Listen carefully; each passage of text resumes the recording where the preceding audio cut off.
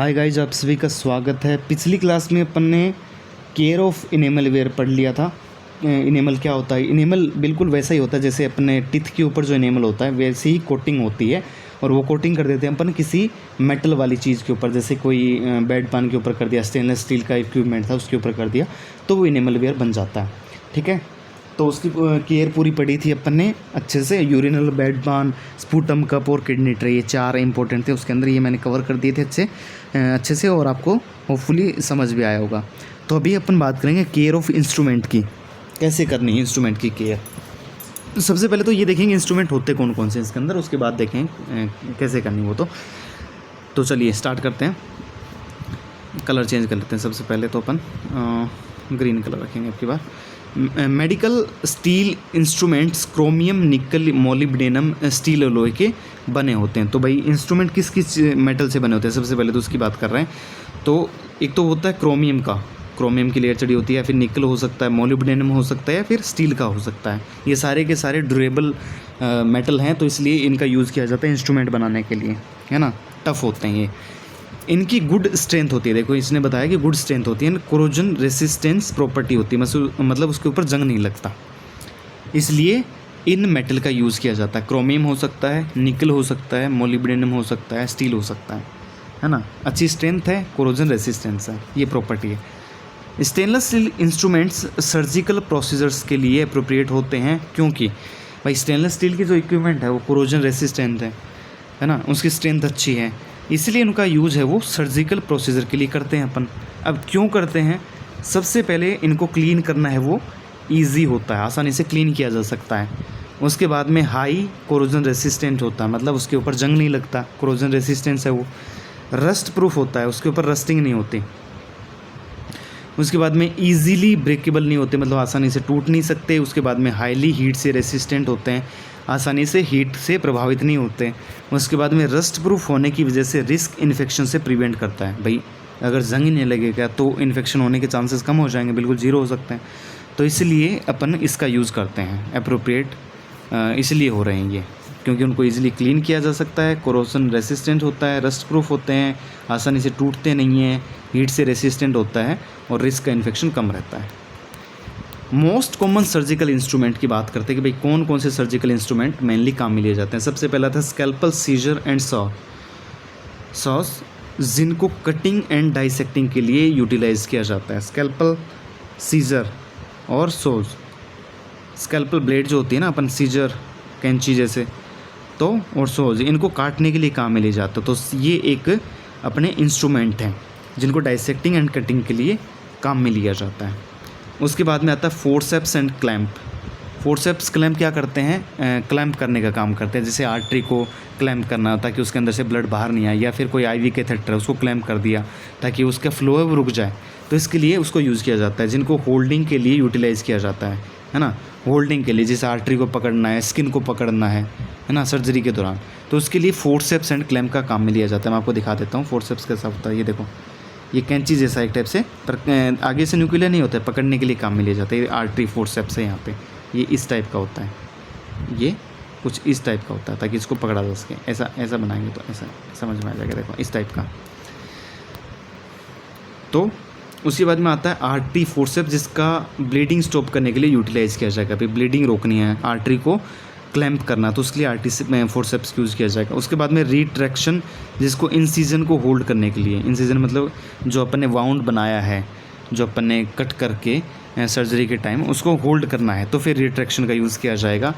जब surgical wounds को open करके उसके अंदर काम करना हो तो अपन रिट्रैक्टर का यूज़ करते हैं। तो रिट्रैक्टर कुछ इस टाइप का होता है। देखो यहाँ पे आप देख पा रहे होंगे, ये रिट्रैक्टर है। तो ये एक यहाँ से पकड़ लिया इसको, और एक उधर से 2 डाल दिए, तो इन दोनों को यहाँ से पकड़ के हैंड से, और इनको दोनों से ऐसे चौड़ा कर लेंगे, तो वाउंड चौड़ा हो जाएगा और उसके अंदर काम आसानी से कर सकते हैं फिर अपन।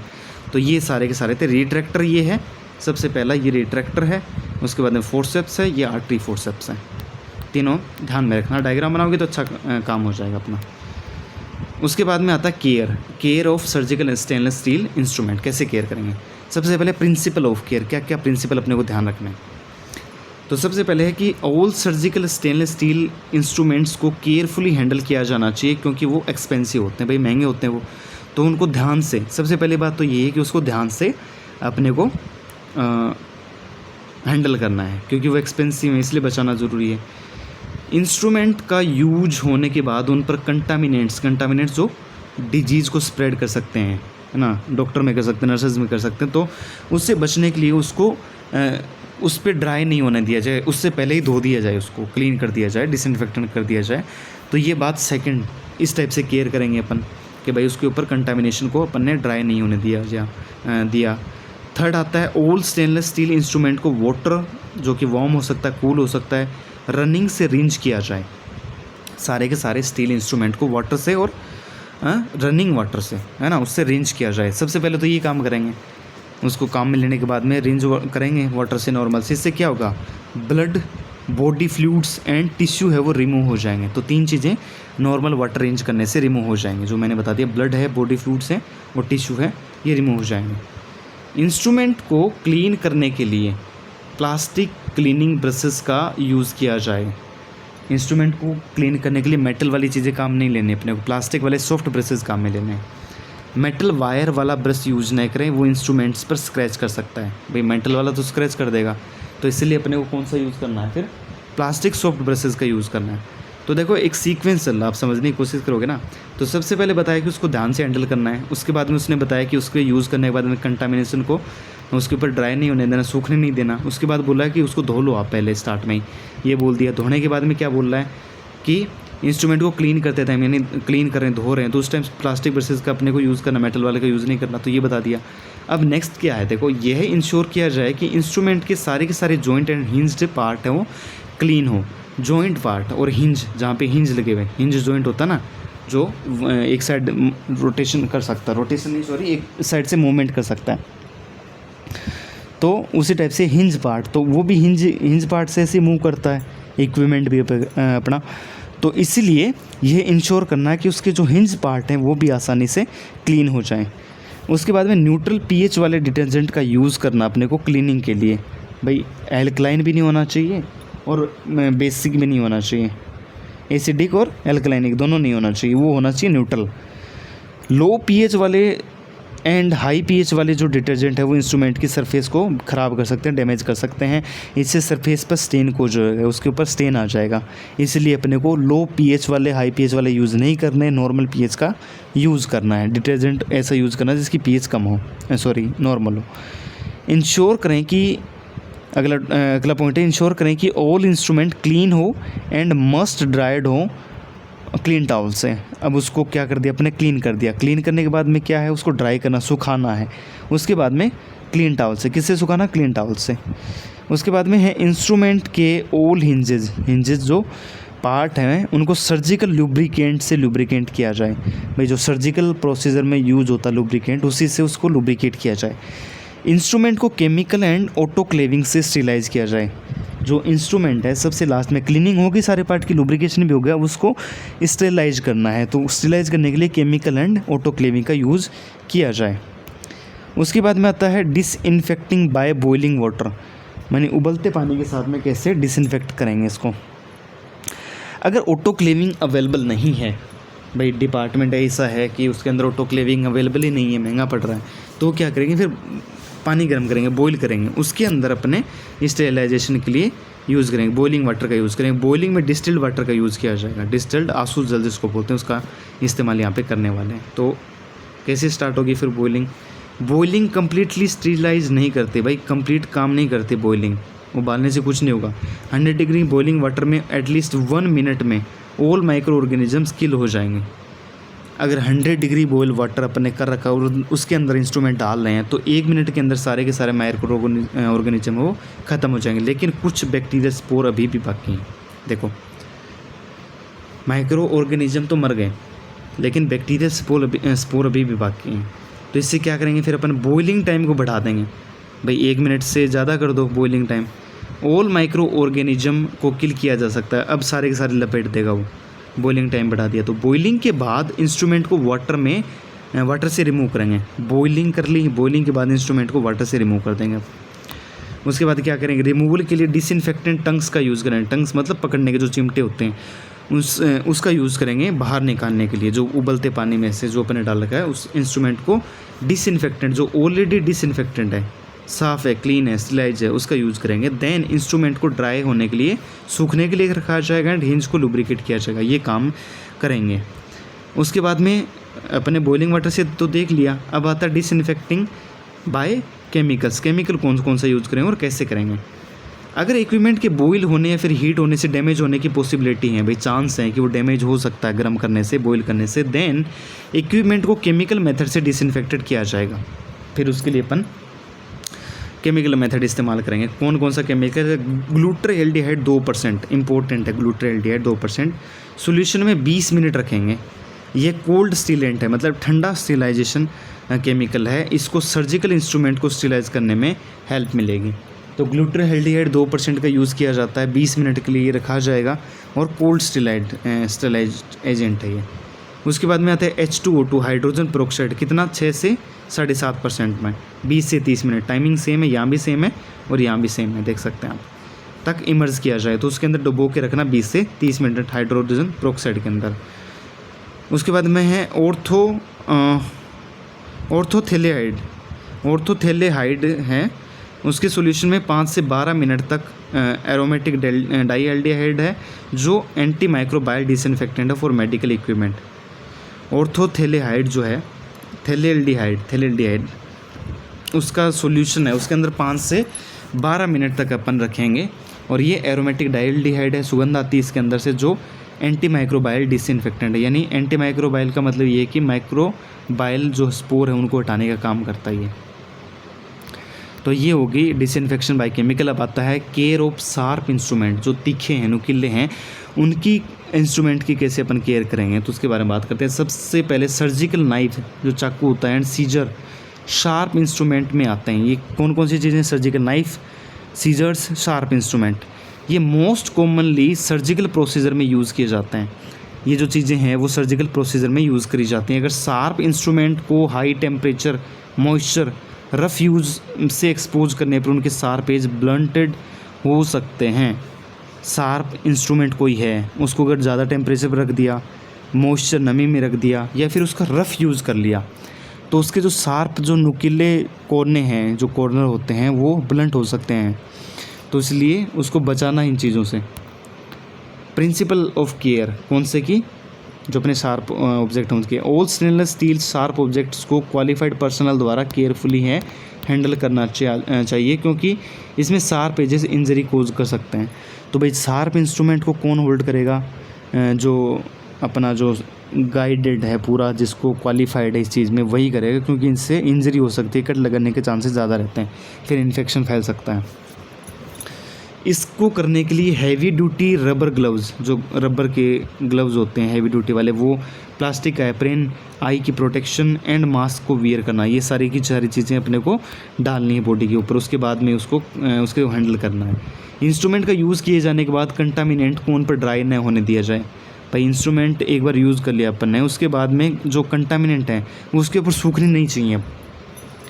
ओल्ड शार्प इंस्ट्रूमेंट को वार्म और कोल्ड रनिंग वाटर के अंडर रेंज किया जाए। अब उसके ऊपर सूखने नहीं दिया तो क्या करेंगे भाई? उसको धोएंगे, अभी क्लीन करेंगे। तो सारे के सारे शार्प इंस्ट्रूमेंट को वार्म और कोल्ड रनिंग वाटर के अंडर रेंज करेंगे, ताकि blood, body fluids and tissue clean हो जाए। तो नॉर्मल तो अपन ये साफ़ करेंगे सबसे पहले। प्लास्टिक क्लीनिंग ब्रशेज़ का यूज़ क्लीनिंग के लिए किया जाना चाहिए। मेटल वाले ब्रशेज़ का यूज़ नहीं करें, क्योंकि वो स्क्रैच कोज कर सकता है, उसके ऊपर स्क्रैच आ सकते हैं, इसलिए अपने को प्लास्टिक ब्रशेज़ का यूज़ करना है। उसके बाद में नेक्स्ट इंश्योर करें कि इंस्ट्रूमेंट का हिंज पार्ट भी क्लीन हो जाए, जहाँ से वो जुड़ा हुआ ना हिंज पार्ट, वो भी क्लीन अच्छे से होना ज़रूरी है। उसके बाद में उसके ऊपर लुब्रिकेशन डालेंगे अपन, है ना, सर्जिकल लुब्रिकेशन। नेचुरल पीएच वाले डिटर्जेंट का यूज़ क्लीनिंग के लिए किया जाना चाहिए। लो व हाई पीएच वाले डिटर्जेंट का यूज़ नहीं करें, क्योंकि वो सरफेस को डैमेज कर सकती है और सरफेस पर स्टेन आ सकता है। तो पीएच है वो नेचुरल होनी चाहिए, सबसे इंपॉर्टेंट बात। हाई और लो का यूज़ नहीं करेंगे। इंश्योर करें कि ऑल इंस्ट्रूमेंट क्लीन हो एंड उनको क्लीन टॉवल से ड्राई किया जाए। भाई अब क्लीन कर लिया अपन ने, क्लीन करने के बाद में टॉवल से क्लीन करना है, उसको सुखाना, ड्राई करना है। सर्जिकल लुब्रिकेंट से इंस्ट्रूमेंट के हिंज पार्ट को लुब्रिकेट किया जाए। मैंने आपको बताया था सूखने के बाद उसको लुब्रिकेट करेंगे। ऑटोक्लेविंग, अब वो जा रहा है स्टीलाइजेशन के लिए। तो ऑटोक्लेविंग से प्रायोर इंस्ट्रूमेंट को अनलॉक किया जाए। कहाँ से करेंगे? हिंज पार्ट से, तथा प्रॉपर पेपर में रैप करके देन स्टेरिलाइजेशन ट्रे में प्लेस किया जाए। अब इंस्ट्रूमेंट को अपन ने खोल लिया, खोलने के बाद उसको पेपर में डालना है, पेपर में डालने के बाद में ही स्टेरिलाइजेशन ट्रे में डालना है। Then steam and high pressure autoclave की inside all microorganism and bacterial spore kill हो जाएंगे।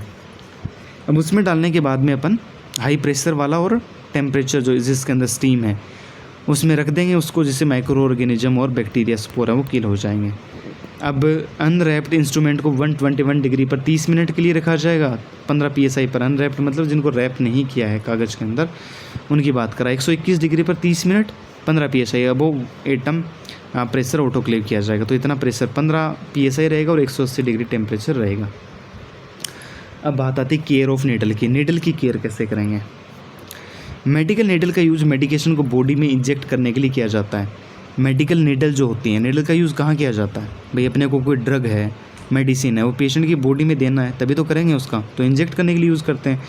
मेडिकल नीडल्स स्टेनलेस स्टील की बनी होती हैं। किसकी बनी होती है नीडल्स? स्टेनलेस स्टील की बनी होती हैं, इसलिए ये हाईली कोरोजन से रेसिस्टेंट होंगे। मतलब उसके ऊपर कोरोजन नहीं होगा, उससे रेसिस्टेंट है हाईली। अब नीडल की केयर कैसे करेंगे? तो सबसे पहले प्रिंसिपल और केयर के अंदर आते हैं। सिरिंजेस, नीडल्स और अदर सिमिलर इक्विपमेंट का रीयूज़ नहीं किया जाए। सिरिंज का यूज़ नहीं करना, नीडल का यूज़ नहीं करना, और अदर एक सिमिलर इसके इक्विपमेंट है उसका वापस यूज़ नहीं करना है। यूज़ नीडल बेंट नहीं होनी चाहिए, मतलब मुड़ी भी नहीं होनी चाहिए, ब्रोकन टूटी भी नहीं होनी चाहिए। डिस्पोजल से पहले हैंड से रिकैप्ड नहीं होनी चाहिए। डिस्पोजल करेंगे उससे पहले हाथ से रिकैपिंग नहीं होनी चाहिए उसके, ये ध्यान रखना है। यूज़ नीडल को सिरिंज से बाय हैंड रिमूव ना करें। भाई जो नीडल अपने यूज़ करी है उसको सिरिंज से बाय हैंड अपने को नहीं निकालना है। नीडल को डिस्ट्रॉय कर दिया जाए। नीडल को तो डिस्ट्रॉय करेंगे जो सिरिंज से अटैच्ड है। किससे करेंगे? नीडल डिस्ट्रक्टर से। ये नीडल को डिस्ट्रॉय करने का टूल होता है, तो इसके अंदर अपने उसको डालेंगे। सिरिंज एंड ऑल नीडल को पंक्चर रेसिस्टेंट कंटेनर में डिस्पोज किया जाए। सिरिंज को एंड सारी की सारी नीडल को पंक्चर रेसिस्टेंट कंटेनर में डिस्पोज किया जाए। नीडल यूज़ किए जाने वाले एरिया में bio hazard puncture resistant container upright position में होना चाहिए। भाई जहाँ अपन नीडल यूज़ कर रहे हैं उस एरिया में bio hazard puncture resistant container तो लगाना ही पड़ेगा ना, क्योंकि उसी के अंदर तो अपन डाले हैं यूज़ करने के बाद में, तो वो चीज़ें होनी ज़रूरी है और अपराइट पोजीशन में होना चाहिए। फर्दर डिस्पोजल के लिए इन बायो हजार्ड कंटेनर को इंसिनरेशन के लिए भेजा जाना चाहिए।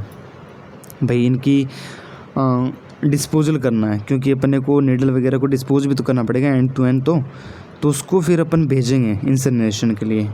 अगर नीडल रीयूज़ करी जाने, भाई ऐसी नीडल है जिसको रीयूज़ करना पड़ेगा, तो उसको warm and cold running water से रिंच किया जाए, देन सोपी वाटर से वॉश करके अगेन रनिंग वाटर से वॉश किया जाए।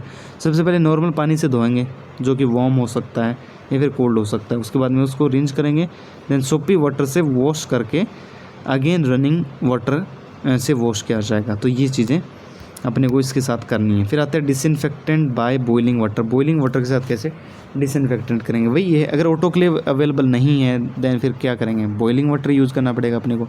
और sterilisation boiling water completely sterilisation provide नहीं करती एंड हीट रेसिस्टेंट बैक्टीरिया को किल नहीं कर पाती। 93 डिग्री पर 30 मिनट तक रखा जाना चाहिए। भाई स्टेरिलाइजेशन कंप्लीटली नहीं दे सकता बॉइलिंग वाटर, वो 30 मिनट के लिए रखेंगे 93 डिग्री सेंटीग्रेड पर। फिर आता है डिसइंफेक्टिंग बाय ऑटोक्लेव मशीन। अब मशीन कैसे काम करेगी? ऑटोक्लेव मशीन प्रेशराइज्ड स्टीम का यूज़ करती है, मतलब उसके अंदर प्रेशर से स्टीम डाली जाती है, प्रेशर पैदा किया जाता है। Steam and high pressure autoclave all micro organisms and bacteria spore को किल करेगी। भाई जो अपन ने हाई प्रेशर वाली ऑटोक्लेव है, स्टीम जो है वो क्या करेगी? सारे micro organism and bacteria spore को किल कर देगी। तो ये था अपना जो शार्प इंस्ट्रूमेंट है, इंस्ट्रूमेंट जिसको बोलते हैं केयर ऑफ इंस्ट्रूमेंट, वो टॉपिक था, कवर कर दिया है। और उम्मीद करता हूँ आपको ये टॉपिक पसंद आया होगा और समझ आया होगा। कमेंट कीजिए कोई दिक्कत है तो, और नोट्स ले सकते हैं, व्हाट्सएप पे कॉन्टेक्ट करिए। आज के लिए इतना ही रखते हैं और नेक्स्ट टॉपिक में मिलते हैं। Bye bye, take care.